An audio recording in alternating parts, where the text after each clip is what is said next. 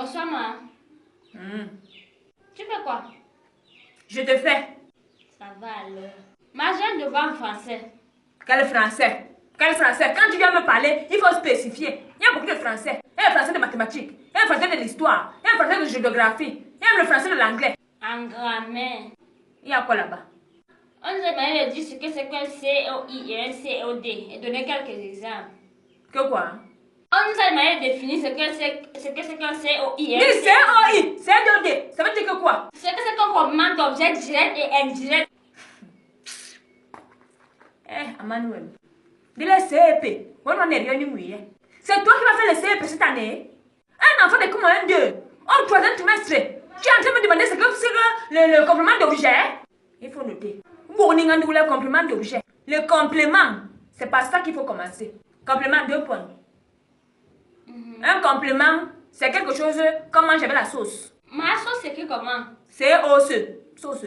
Écrit. C'est bon, j'ai fini. Complément d'objet direct. Grand 1. Il faut être très très logique.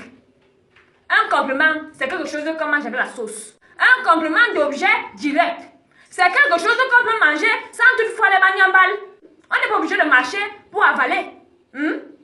Il y a un complément là. Tu mélanges avec la sauce, tu avales et puis c'est passé. Tu ne marches pas, les dents ne souffrent pas. Est-ce que c'est compris? Oui. Voilà, écrit. On écrit marcher comment?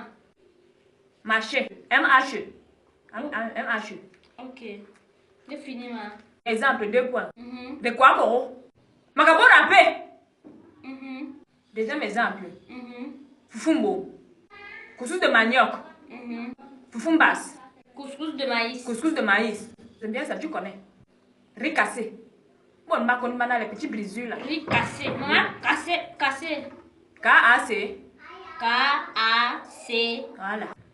Les autres exemples, tu vas citer. Grand 2. Complément d'objet indirect. C'est un complément comme mange avec la sauce et on est obligé de marcher. Si tu ne marches pas, si tu avales une fois, ils sont bons limite. Ça va te caler à la gorge. Exemple. Le condom. Le plantain. Le plantain. Virgule. Mou. Manioc. Le manioc. Bobla. Le bâton de manioc. On écrit bâton comment? Béaton. Bâton. Béaton. Lisso. Je ne connais pas ça en français. Écris seulement. Lignoc. Lignoc.